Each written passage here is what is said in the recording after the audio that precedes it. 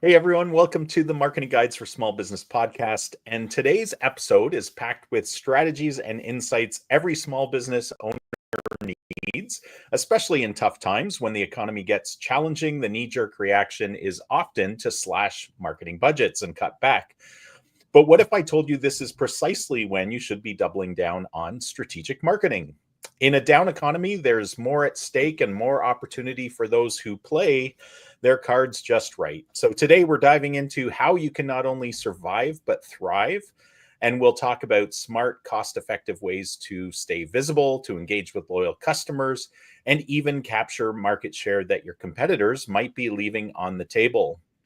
From the power of customer loyalty to budget friendly digital tactics and creative ways to make every dollar count, this episode is here to give you a competitive edge when you need it most. So if you're ready to learn how to make your marketing work harder and smarter, stick around. This could be a game changer for your business. And today I'm joined by Ken Tucker, Paul Barthel from Changescape Web, and Jeff Steck. Are we in different spots? Like Jeff to me is on my. I don't know. The eyes are going everywhere, right? from Paul's easy to find. Yeah, Paul's easy to find. And I am Ian Cantle from Outsource Marketing and Dental Marketing Heroes. So, guys, I'm really excited about this topic because I know we've all heard it from prospects, from clients. Not everybody is having a tough time, but a lot of businesses are feeling the pinch right now. So, Ken, why don't I start with you? Is it important for small businesses to maintain or even enhance their marketing efforts in a down economy, a tougher economy? And if so, why? Yeah, absolutely. I think the knee-jerk reaction is that way too many businesses look at marketing as an expense instead of an investment, and so they just slash, and try to eliminate costs. And there are cost aspects to marketing and advertising. There's no doubt about that. But before you do that, really think about what is going on and the opportunity that really awaits you. You have to continue to do things to stay top of mind, and so you can't just remove yourself from all of these different potential marketing channels that you may have been using and investing in, or you may be thinking it's an expense. If you're doing it right, it is an investment. We talk about force multiplication a lot on this episode, and so you want to do things that have cumulative additive value working in conjunction with each other. So you may need to adjust your budget. There may be no doubt about that, but just don't randomly slash it without consideration of what the implications are. And actually, I think there's an opportunity for you to double down and make an investment, because your competitors are going to have that same knee-jerk reaction. Oh my God, I've got to cut costs. I'm spending all this money on this stuff. They're also looking at it 90% of the time, unfortunately, as an expense, not an investment. So if you continue to spend money and invest in the growth of your business while your competitors are deciding to shrink, that makes it easier for you to have increased visibility and whatnot. And we're going to talk a lot about this in this episode, the tools and the tactics that you roll into the strategy as you're dealing with this. Now is the time to really try to take advantage of customer loyalty, to leverage those relationships, or strengthen those customer relationships, because also in a down economy, it's also a lot more painful when you do lose a customer, client, or patient. And so, you definitely want to focus on that. Realize that, while your business may be facing some financial stress in a down economy, your customers may also be feeling that stress. So what do you need to do to innovate to help them? Do you need to offer a payment plan? Maybe you don't currently offer a payment plan, but maybe you need to have a payment plan.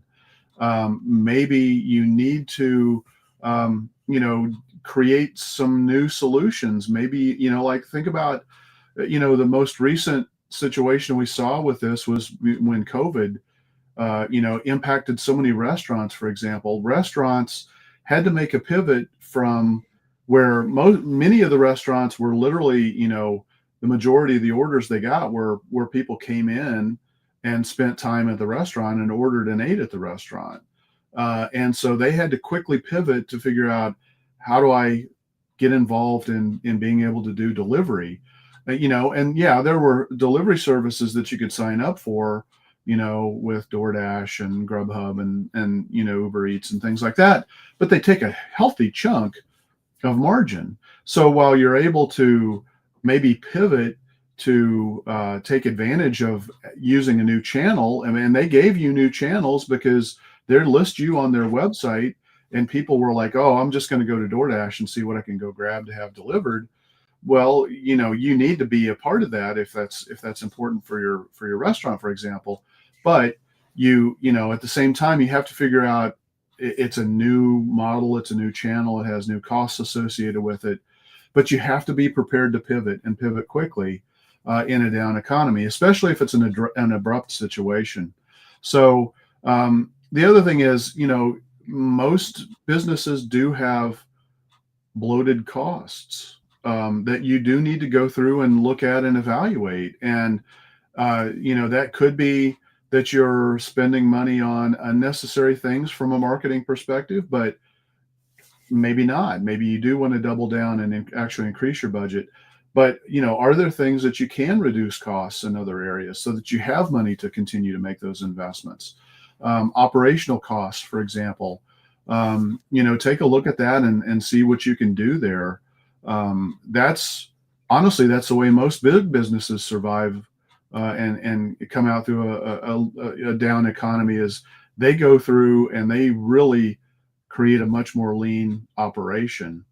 And obviously they may have more runway to work with to be able to do that, but that's very much their mindset. So, but as you're doing this, you need to, obviously we're in an economy where it's also difficult to find, good and maintain a good workforce. So as you're making any of these types of adjustments, whether it's changing the marketing that you're doing, the offers related to the marketing that you're doing, you have to make sure you communicate that effectively with your team and with your staff and get them on board with it. Ask them for ideas, because they may have some very good ideas.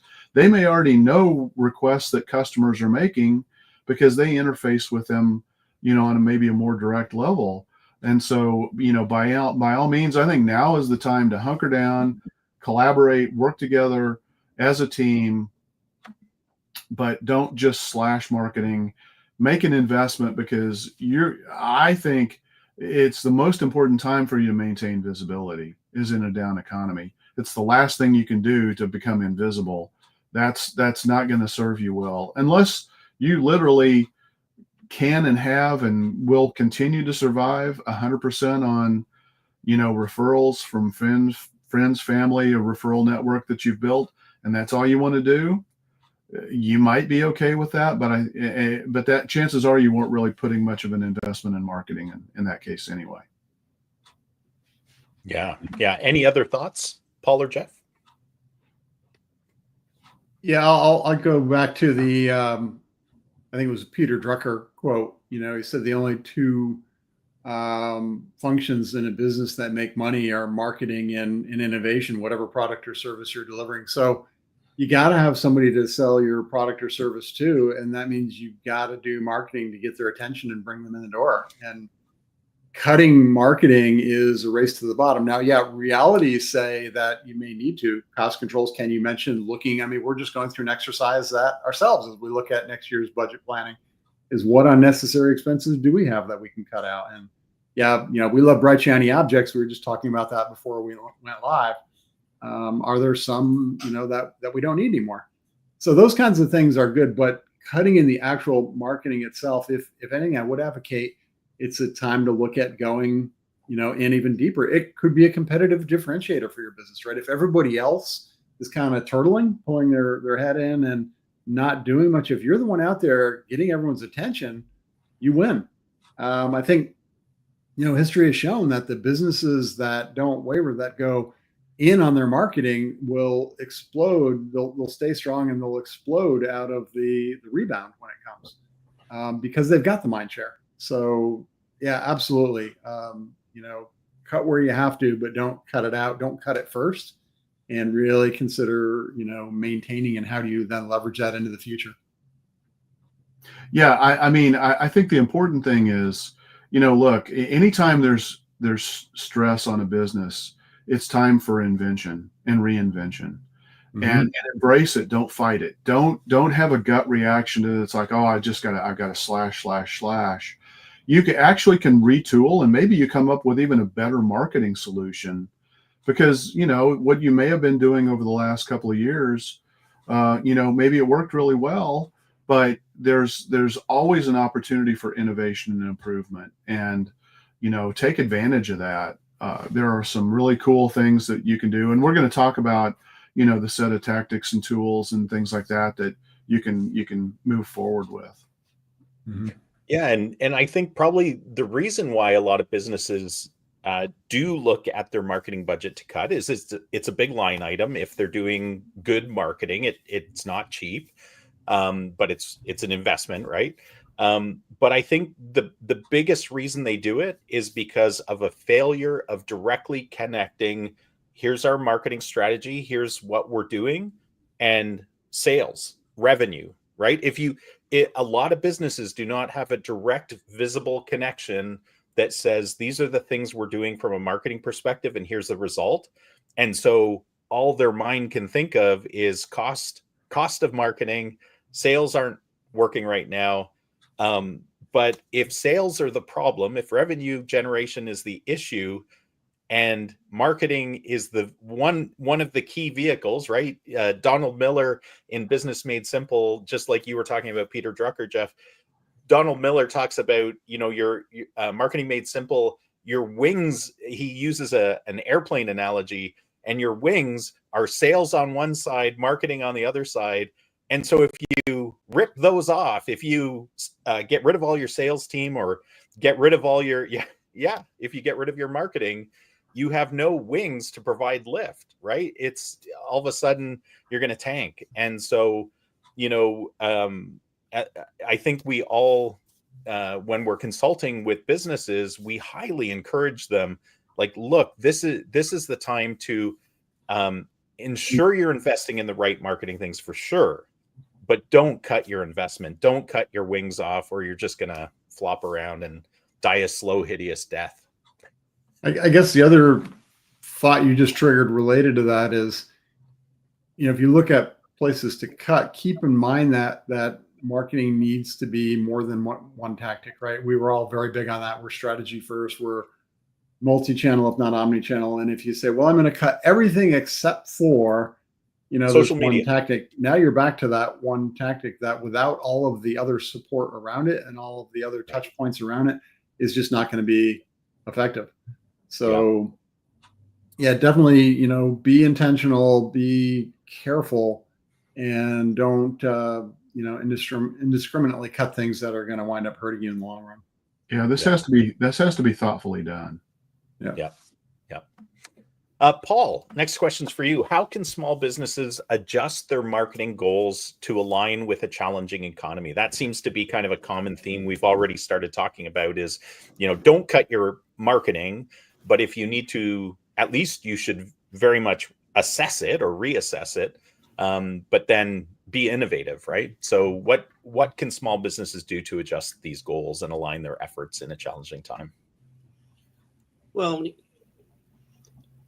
focusing on retention, you should be doing that anyway, but retention over acquisition. But there's some businesses that if you have a high ticket item, if you're a roofer and that's all you do is roofing, well, how often do people buy a roof, So maybe if you historically didn't offer other services like gutter cleaning, maybe you should consider doing that, these other things that you can offer as a roofer, because like I said, you're going to get a roof about once every 20 years unless you have a good hailstorm come along. So, but you should always be focusing on retention. And we've talked about in the past that after a business makes a sale and they're finished providing the service or whatever, they're done. And that's that's a bad strategy, and that becomes even more important when the economy is bad. Recognize that it may, if people have concerns about the economy, it might take them longer to part with their money. You know, your sales cycle might increase a little bit. So just recognize that. And I think Ken mentioned it, some businesses and some people aren't as affected by the economy, or maybe not affected at all. So find out who that is. What type of ideal clients do you have that are less affected by an economic downturn, and focus on them, and know what part of the market share that is. Maybe you adjust your marketing to focus on those particular clients, and you just have to adjust your expectations. If people have concerns about the economy and they're taking longer to make buying decisions, then just recognize that. And if you have a product or service that has a higher profit margin, which again, you should be doing this anyway, or high value products or services, maybe you make adjustments to focus more on those particular products or services. Yeah. So, I mean, Paul, with what you just said, one of the things that immediately comes to my mind is now is the time you need to be making it, greasing the skid a little bit through the customer journey. And so you need to go back and reevaluate, because of a challenging economy. Like you said, your sales cycle may be longer. What can you do to make it easier for people to make that decision to move, from, know, like, trust to but try, buy, repeat, and refer? Now's the absolute time you have to go through and do that. Maybe you need to come up with new trial offers to get people to experience your product or service before they're really willing to make that full investment. Like I said earlier, maybe you need to come up with a payment plan to reduce the friction, of them paying for the solution. Maybe you need to create new marketing materials that help them understand how it's actually really going to be solving their problem and why it's more important than ever to be able to do that.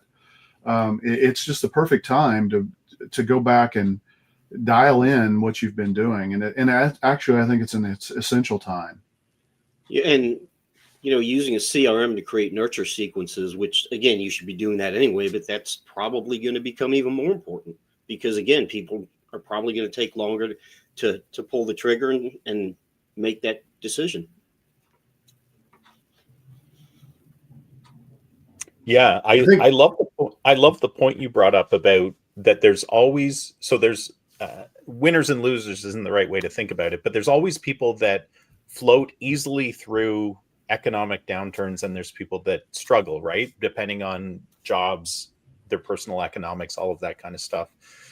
But absolutely, like if you can do a luxury product or a higher level of product that garners you more revenue from that, it's got a higher margin to it, but you deliver an exceptional service. That's the key, I think, is you can't sell like a luxury type version of your product unless you truly think about how am I going to make this unique and how am I going to communicate this uniqueness to people.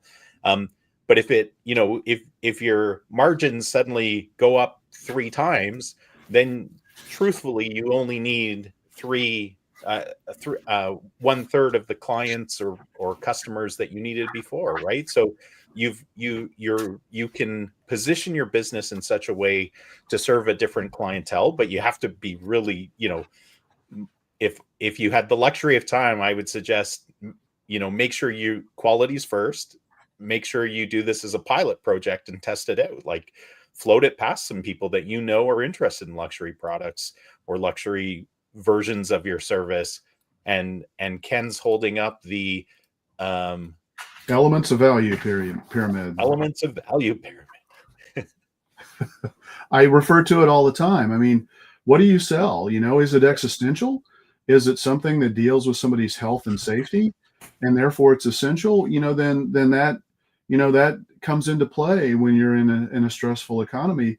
They still need it, but it may be still very difficult for them to make that purchase. So, consider that. But then also, as Ian's talking about, if you have more luxury and more discretionary, ideal clients, and they don't feel that stress, they may actually be willing to pay more to get a higher level product or service. So, it's essential for you to really think about, what do you sell and how does it solve a problem for a customer, and where does that fit on the continuum of, existential need versus aspirational desire. I wanted to also just express, I love the idea that Paul, you raised about like the gutter cleaning, right? For a roofing company, either you're laying staff off or you're going to leverage them to try to fill your funnel, right? And that's a fantastic way. Like if you combined gutter cleaning, which is either very low cost or like it's not going to be a money maker for you, really, it's going to keep your team busy to some degree. But if you can combine that with something like a free roof assessment, because they're up there anyways, and they know you're roofing experts, and they can take pictures of, hey, you're missing some shingles, or your shingles are crumbling, your gutters are filled with crumbling shingle gravel or whatever that stuff is. I'm not speaking from experience, but that's like right there. That's actually a form of a marketing funnel. It's just kind of in a small sense. Yeah. But Jeff, I think you were going to jump in. Yeah, I was just going to say, there's different directions you can go, and a lot of them should be explored, right? Potentially creating a lower end product, right? If your high end product is, people love it, but they just can't afford it, then is there a reduced version, a light version? If you're a roofer and you're selling, architectural dimensional, the real high end shingles, just straight regular shingles make sense. A lot of businesses can define some kind of a stripped down version of their product. And is it what they ultimately want to sell? No, but is it a defensive strategy to keep going? Yeah. And Ian, I liked your comment about, the roofer. Yeah, it's not going to be the margins of a roof, but you're keeping your crews busy. And with somebody with experience in the home services business, crews are everything. And if you lose them because you can't keep them busy, then you're going to have a hard time rebounding. Yeah. So painters have ladders. They can do Christmas lights, right? There's painter for a day. Different things. Painter for a day. But I think looking at, the ideal client, is your ideal client shifting because of the economy? And then kind of using that as at least an exercise to look at what you're offering, and is there room in the portfolio to offer something else that would better meet the needs of, today's client. Doesn't mean that you totally give up on everything else. It just means you be flexible and adaptable and willing to pivot. Yeah. I think now is the time to like, as a business owner or leader, you need to really look at your sales goals, adjust them as required, incentivize people maybe in unique ways. Maybe it's giving them, a bonus if they reach a target or a goal, and it's like a grocery card or something, right? Like just thinking creatively where people would find the most value, and then create micro successes, right? You need to keep yourself motivated, but you also need to keep your team motivated. And sometimes in the past, maybe you rang the bell for the big wins, but you weren't ringing the bell for the small wins. I've been in some of those corporate environments where they have a bell on the wall for the sales, right? And that's a picture of celebrating wins, and I think that's important as well. Mm-hmm. Jeff, what are some of the best strategies for keeping existing customers loyal in a challenging economy? Yeah, so loyal customers is always a good thing to focus on. We've talked about that before. It costs a lot more to cultivate a new customer, client, patient than it does to retain existing ones. So these are things that a lot of times you should be doing anyway, but even more so important if it's going to be harder to get new clients. You need to really rely on the ones that you've got. So embrace them, show them some love. Don't just say they're out of sight, out of mind. Remember that once the sale is made, that's when the rest of the customer journey begins. The service, the repeat business, the referrals, and those are going to become especially more important if you want to spend less money on other kinds of marketing. You're going to need those aspects of your marketing to kick in. So show them some love. Let them know that you're here, you're in it too. And I think what I just said about, kind of maybe your ideal client at least temporarily shifts, and you get in their heads and you figure out what they need, and then make sure you have something that will meet their potentially changing needs. So ask them, just goes back to the, do your homework, do your research, make sure you're staying current. You can do customer appreciation events, bring people together. You can do a lunch or a breakfast fairly economically. Referral reward programs are always good. You're going to spend a little bit of money on the program, a little bit of money on the rewards, but it's bringing business in. And whether that's a new client coming in or it's a loyalty, every 5th visit you get a free coffee, or whatever that looks like. At least you're maybe taking a little hit on margins, but you're keeping the business. And I think that's one of the key things, is keeping the business going, keeping the name out there, keeping the reputation up, continuing to get reviews, and again, looking ahead to when you can accelerate out of a downturn. Communication becomes super important for loyalty and referrals. So make sure you keep the communications going. Try and personalize it as much as you can. You don't want to send an email, dear first name. You want to actually have the first name in the CRM when you do that. And then if you can, personalize it with something about them or their situation. Offline methods, handwritten cards are still a good way to personalize and create some communication. We talked about loyalty programs. Customer service, of course, has got to be at the center of everything you do. You've got to maintain the reputation as being, with your clients through thick or thin. And why would they want to go anywhere else? Why wouldn't they want to refer somebody to you for the experience? So while that's good practices all the time, it's even more important in a downturn. Asking for feedback. And I think, again, that's stay up with what your clients, customers, patients are thinking and feeling. And then payment options kind of came up before too. Everybody's feeling the pain. Everybody has stuff they want to get done, or in some cases need to get done. If your house needs a new roof, it needs a new roof. That's not really elective. If your air conditioner goes out in Texas in July, you need a new air conditioner in Texas in July. So offering, ways to do payment options. And if, a lot, depending on the business, there are probably third parties you can work with that can help set up those programs. But make sure your loyal customers, have a way to keep paying, and make sure any new customers, make it as easy as possible. And then I think it came up earlier, Ken. I think everyone said it in some form or another. Make sure you're adding value. I mean, Ken had the value pyramid. You've got to focus on adding value. It's not just about making sales to survive.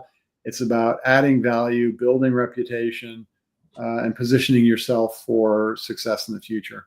So educational content, tips, using, Paul said you got to have a CRM. You got to use the marketing platforms and the tools.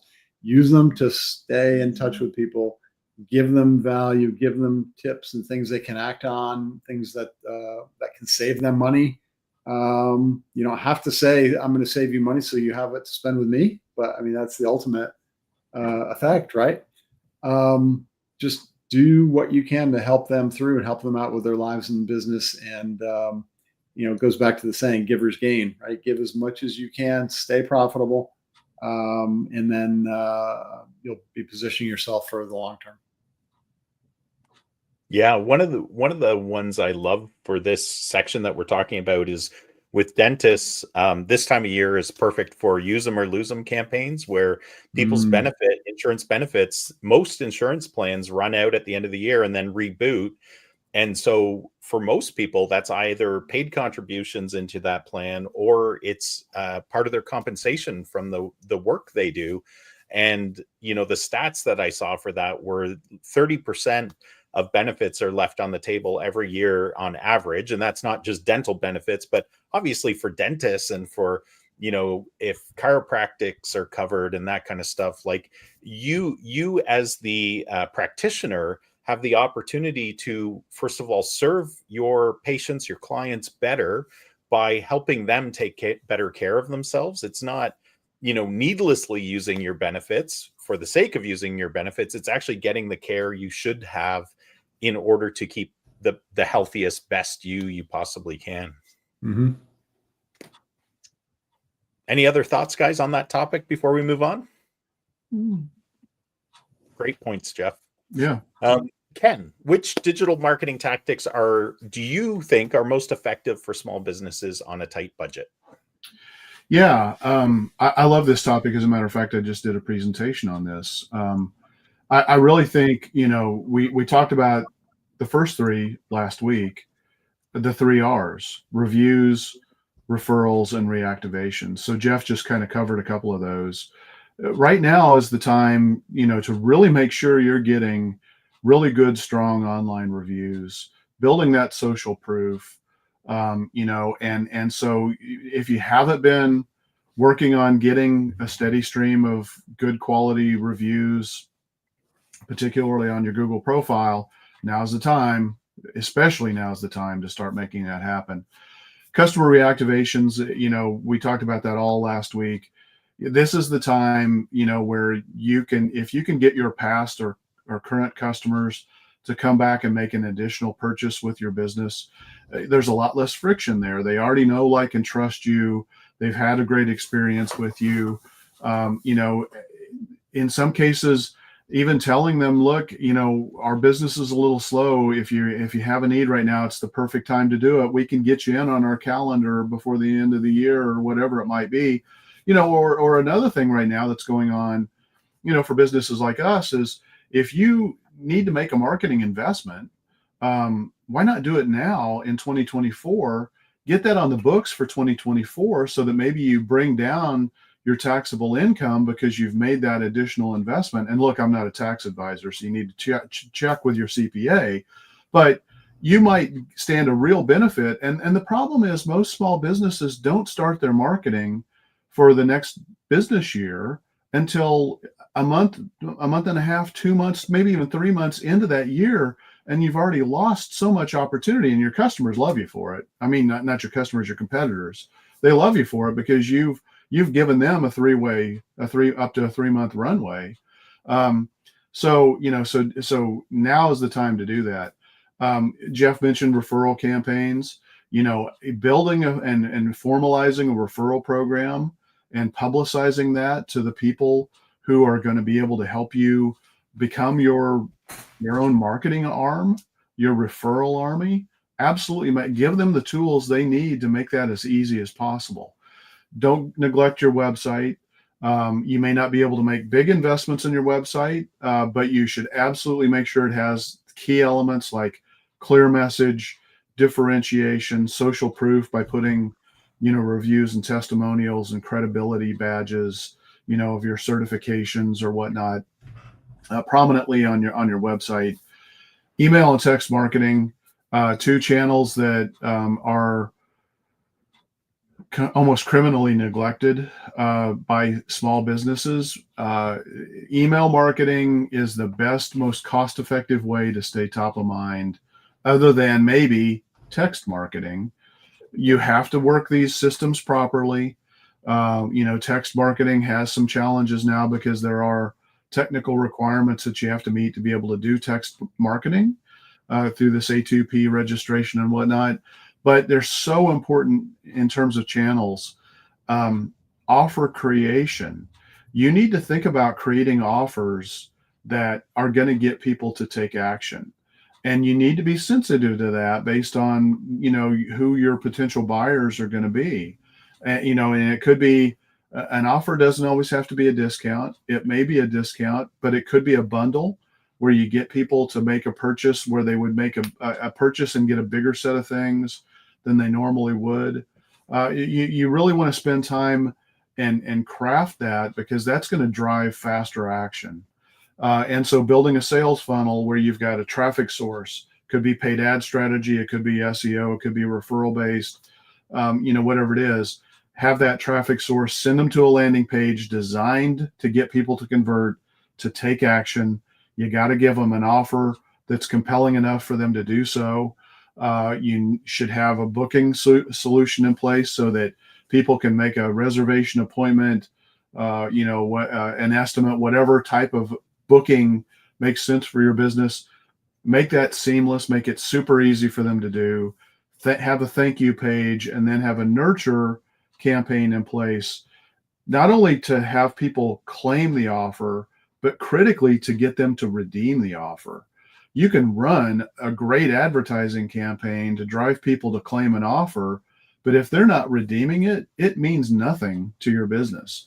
And so too many businesses are just so excited that they got somebody to claim an offer. Well, that means that doesn't put revenue on the bottom line. So think about that. Speed of response. Paul mentioned CRM. Using, I think right now, an AI assistant of some type is a really cost-effective way to do this, because you don't have to make an investment in hiring additional personnel or paying for a call center. You actually can use an AI assistant and be incredibly effective with this. You can implement that with an IVR phone system so that there's a phone tree that people can navigate to get to the right source. The AI assistant can help with that, capturing the contacts, and then having marketing automation systems in place is a force multiplier in and of itself. So take advantage of that.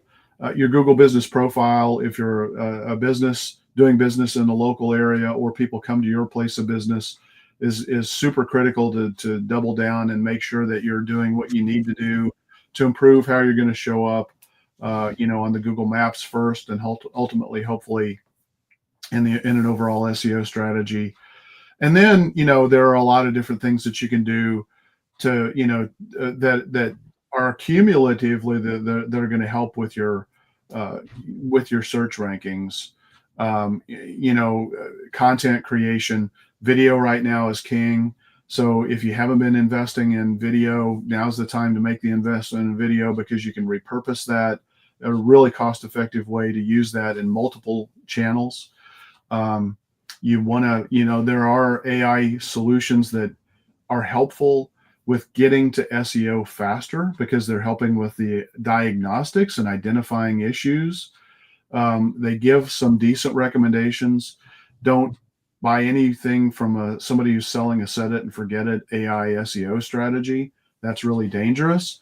But we use AI to get to the solution faster. And if you're using AI in a smart way, it's a very powerful way to improve your SEO. Take advantage of tools, that are out there that just have ridiculous capabilities, like Canva, for graphic design. I mean, you can create videos in Canva. You can do all of this with the free version. The paid version is not very expensive. It got a little bit more expensive, but it's still not very expensive. And it can create beautiful, marketing materials for you. So take advantage of things like that. Look at, is there a natural partner relationship that you need to build? If you're in a BNI chapter, you may already have 3 or 4 other businesses that kind of work together in your BNI sphere. If you don't have something like that, reach out to, vendors or contractors that you already naturally working with, and just formalize a relationship and arm each other with the tools to make it easier to sell, both what you have to offer, but also maybe what they have to offer, and put in place a reciprocal program where they're doing the same for you.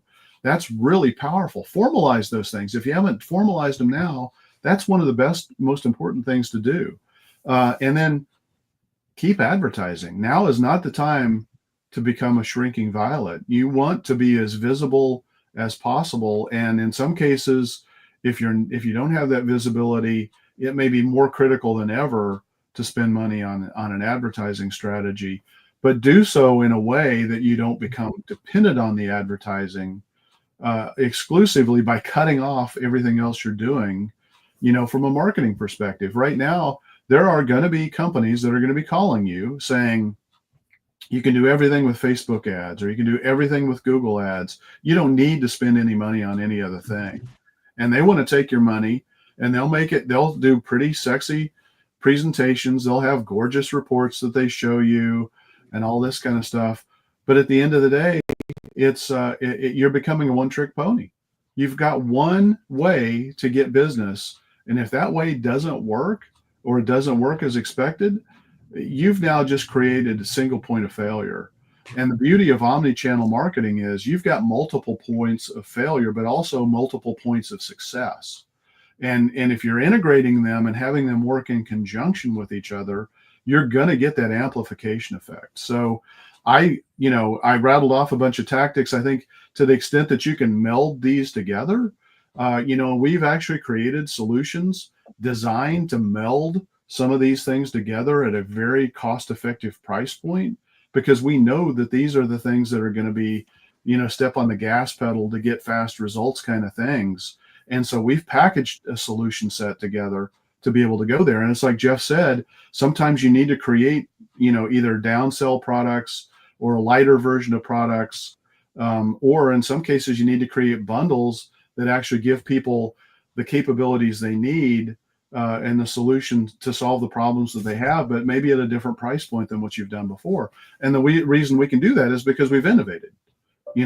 We have made investment in technologies. We've made investment in processes. We've optimized things. You can do the same thing. And so take advantage of those things. Yeah. Yeah. And the one thing I would always caution business owners of is don't think that you should bring all of this stuff in-house. Like sometimes there's a knee-jerk reaction of, well, it's going to cost me money elsewhere, but I have staff members that are being underutilized right now. There may be some things that they could help you with. But usually I see this as a pretty quick way to failure, because you lack the systems, you lack the processes, and quite frankly, you lack the expertise. Your team lacks the expertise to do this well. So you may have a lot of internal activity that feels like you're moving forward, but oftentimes it can create actually a setback for your business because your team's actually not focused on what they should be focused on, right? Which is delivering excellence, contacting people personally and all that kind of stuff. So that's just a caution that I do hear that sometimes, and I get it. But that would take you back to like your startup phase when you first started your business and you had to wear all the hats in the business. That's not ideal, and it's not going to help you tremendously once you start to gain some momentum, because now you have a gap in your marketing. Yeah, something's going to be sacrificed when you do that. Yeah. And it may not be easily seen at the beginning. Right. That's a great point. Yeah. And you mentioned kind of this holistic, systematic approach to marketing, Ken. And from experience, maybe you guys have anecdotal evidence of this as well, but I can absolutely say like the clients who have invested in holistic, system-based strategic marketing, like they always go through these downturns better and come out of them so much stronger than people who piecemeal their marketing, because when you have that compounding effect of everything supporting the other and it's all strategically lifting it up, you always will have stronger roots than the other trees around you, so to speak. As a matter of fact, we heard from a client yesterday that their backlog in work is approaching COVID levels. When, Amazing. At the height of when everybody was making buying decisions because they started to have some extra money because of COVID, because they were working from home, they didn't have the expenses, they didn't have, they had more time. They were getting some relief in other ways. They were making investments on a scale that we haven't seen for a very long time.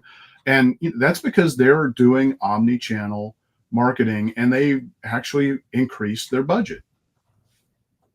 Fantastic. Let's move on to the next question. Paul, how can small businesses use data to make informed marketing decisions in a down economy? I talked a little bit at, when Ken was responding to the first question, just how that oftentimes there's this disconnect between what's happening and the investment. So what can be done from that way to help businesses? The same way they'd use data in any other economy. And what's that, Paul? Next question. No. Yeah. Move along. Moving on. Thanks, Paul. Well, one thing is, has your customer behavior changed? Are they buying it? Jeff talked about this, about maybe a lower level product than your premium product. Have they focused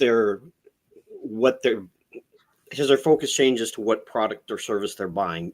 Because if you notice that, then maybe you need to at least temporarily focus on promoting that product or that service. And what channels, we've been talking about omni-channel, has the channels where you're getting business from changed? If you notice that, then you might want to focus on that channel, put more money into that particular channel, if God forbid, if it's Facebook. But if where you're getting business from has changed, then you obviously need to make adjustments there. There's free analytics tools. You should know what kind of traffic you're getting to your website, what pages are getting the most traffic. Although Google Analytics 4 is one of the most obnoxious, convoluted user interfaces on the planet, but if you want to know what pages are getting traffic, you're going to have to either learn or have someone that at a very basic level knows how to get that information out of analytics. And goes back to user behavior, retention, and engagement. Has that changed? And again, if the pages on your website, if the pages that are getting the most traffic, if that has changed, then you might want to go back and adjust that content, refresh that content, and the A/B testing which marketing campaigns are giving you the highest ROI. We talked about that a little bit already, I think. So, and we always talk about A/B testing ads and messages. It's easier said than done, but it is important, especially if you're trying to find out what things work best. So that's kind of a high level overview of that. I know we're coming up on an hour here. Yeah. Yeah. One thing that, we haven't really said so far is, we had Allie Bloyd on our podcast a while back, and in regard to Facebook ads, most people, they run Facebook ads and they try to sell, and that's the whole purpose of what they're doing with their ads. And really, when you look at the data, what we see is, if you spend a little bit of money on building awareness and education and warming people up, and then you sell to that audience, and then you remarket to that audience, at any given time, her statistic was roughly 3% of people are ready to make that purchase decision right now. And so if all you're doing is throwing your money at Facebook ads just to try to get people to buy,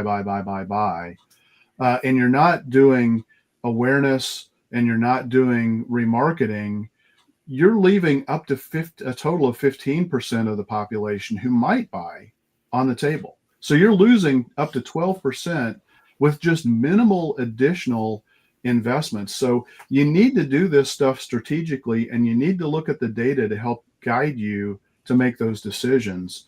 And, if you're running a Facebook ad campaign, take advantage of that, look at that behavior, drive your costs down so that you can get the most out of your advertising budgets, whether you're Google ads, whatever it might be. Just don't fall into those easy traps, because right now the worst possible time that you could fall into those easy traps, because you're going to think you're going to be spending a lot of money on this, and it's probably a lot of wasted money because you're not capturing an easy up to 12% of the additional opportunity that you might have. Yeah, and bringing us kind of full circle with the measurement idea, like anything you're doing, anything you're investing in, whether it's sweat equity or paying someone to do from a marketing perspective, if you can't track it, how do you know it's a success? You need to absolutely be tracking everything. And then I would say the two key measurements you should also be tracking, on top of the great ones that Paul's provided, are source attribution tracking. And so that's meaning, so trying to attach a source of a lead to an actual sale. And the only way you can do that is through CRM systems, really. But then also being able to leverage call tracking, form tracking, all of that kind of stuff.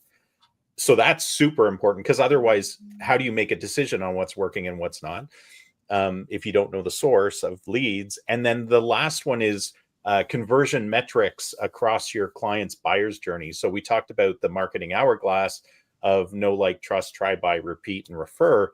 If you can't actually measure the conversion ratios between those, and then actually dial them up, try to tweak that.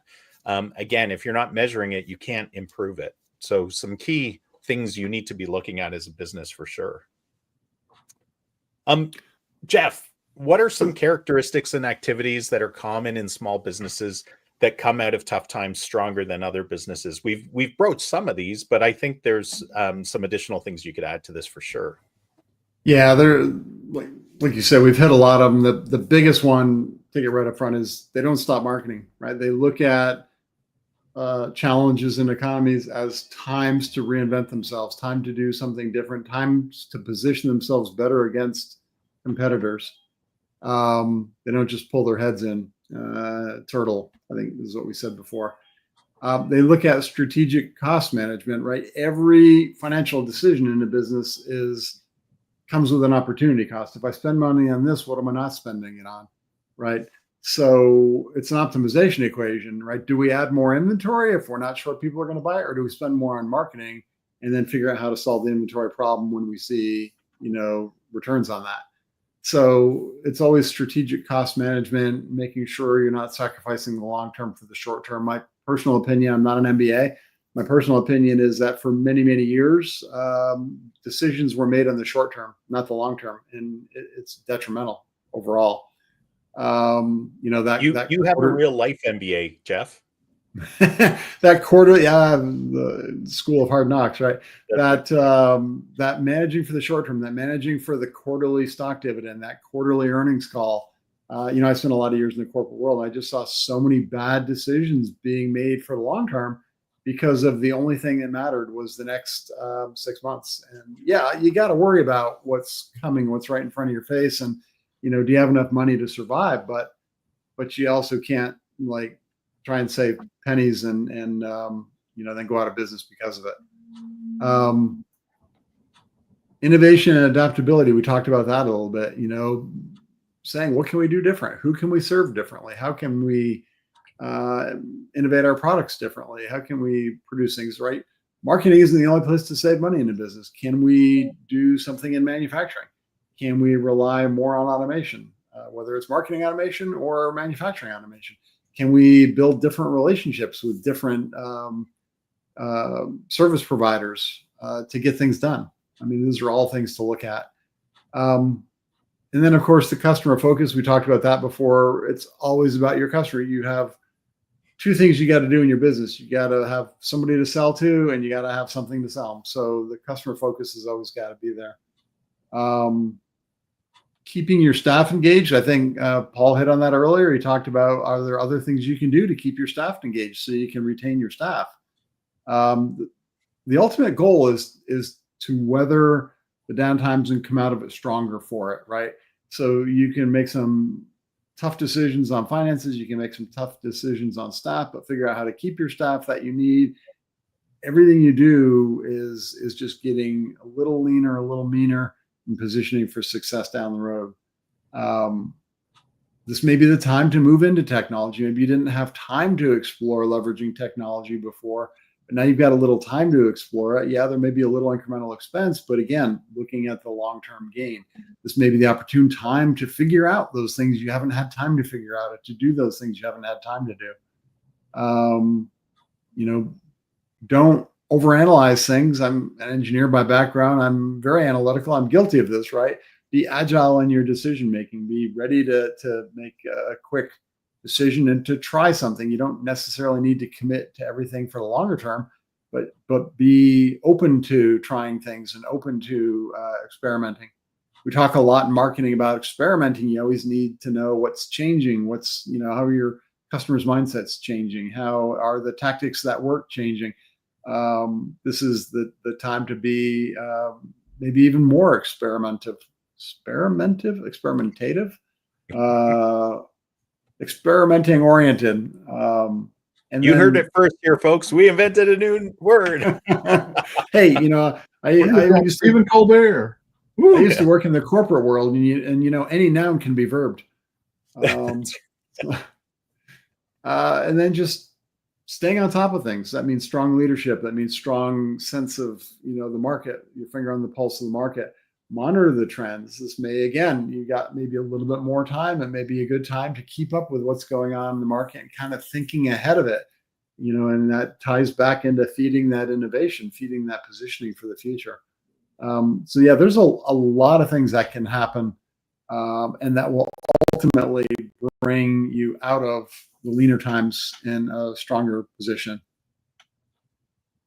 Awesome. Thanks for sharing that, Jeff. Yeah. I wanted to do a round table at the end as well, but do you guys, we won't do a round table because of time, but do you guys have any additional thoughts that you wanted to share before we close down this episode? Yeah. I think one thing that's important is this has to be strategically done. You need to give this a lot of thought. And if you don't have the marketing expertise, I know it's an additional investment, but I think it's a wise investment to work with somebody who's going to be able to guide you through crafting and putting together and executing a better marketing strategy. And, so seek out help. Don't try to do this alone. I know the inclination is, not to spend money maybe on some of these things, but again, if you're going to be able to create a more effective marketing strategy by using that help and maybe even identifying new potential channels or seeing where there are soft spots that, your competitors have left open that you could rush in and dominate, take advantage of that stuff. And I think, it may sound a little self-serving because we're all marketing strategists, but I think now is more important than ever to really look at that. And if you're, so make sure whoever you work with is not just a vendor to sell you a nice, pretty, shiny tool, and is one-dimensional. Now is the time to be making an investment in strategy. Mm-hmm. I think a little bit of guidance and coaching too. This is the time to get the expert help. And look, ROI is always important, right? But you got to look at it as Ken, you said earlier, marketing is an investment, and is a little bit of effort or money to work with somebody that can help guide you, to help hone the strategy, that can help look for the new opportunities. If it's got the ROI that it should, it becomes a no-brainer, because it's like, yeah, we can make some cuts in other areas, but we're going to focus on this one because we're going to get the ROI and come out of it stronger. So I think it's a long way of agreeing with you and saying, yeah, it's not just getting the work done, but also looking at help to look at new ways of getting the work done. I think AI in a down economy is really going to start to come. It's coming mainstream anyway, but I think AI is going to accelerate coming mainstream because of the productivity enhancements it can offer. Therefore, the ROI it affords. Like a $20 subscription in an AI platform goes a long way these days. You got to know how to do it. So a little guidance, to help with that. But I think we're going to see more of those things kind of going on too. Yeah. Yeah. I mean, Ian, you talked about, the how to grow a small business and, Donald Miller's kind of approach. When you look at an airplane, as having the 6 key components, I mean, now is the time where you actually could really cripple yourself if you're not careful. But you mentioned the sales and marketing, the wings, but you also have to look at cash flow strategies, and so there are things that you might need to do to get an immediate infusion of cash, and so that might be, it should be a strategically done thing to pull in that cash. Overhead is critical at this point. The worst thing you can do in your decisions in a down economy is to make a really oddly looking shaped plane that isn't aerodynamic. And so if you cut, if you let your operations continue to bloat, if you cut marketing, obviously sales are probably already struggling, so you already have one wing that's already kind of weird and oddly shaped. And then leadership ultimately is going to be what's going to be able to guide you through this. So, it's a great analogy. And, I think I'm glad you brought that point up. Paul, any last thoughts? No, I think we covered it pretty well, as much as we could in an hour. All right. Well, thanks, guys, for sharing these great points for helping small business owners, hunker down during a tough economy, especially if their business is feeling it. Again, not every business is feeling it, but all of these tips are actually really valuable, regardless of the circumstance your business is in. So remember these key takeaways and make sure that, the key takeaway, I think the bottom line we would all echo is marketing isn't just a budget line. It's an investment in your business's resilience and growth. And by staying proactive and focused, you can navigate challenges and come out of a down economy stronger than ever. So thank you for listening. If you found this episode helpful, we hope you did. Please consider subscribing. Please share it with people that are struggling and could use some help. And let us know if you have particular challenges, pain points that you need help with, and we can cover those topics. And until next time, keep calm and market on, folks.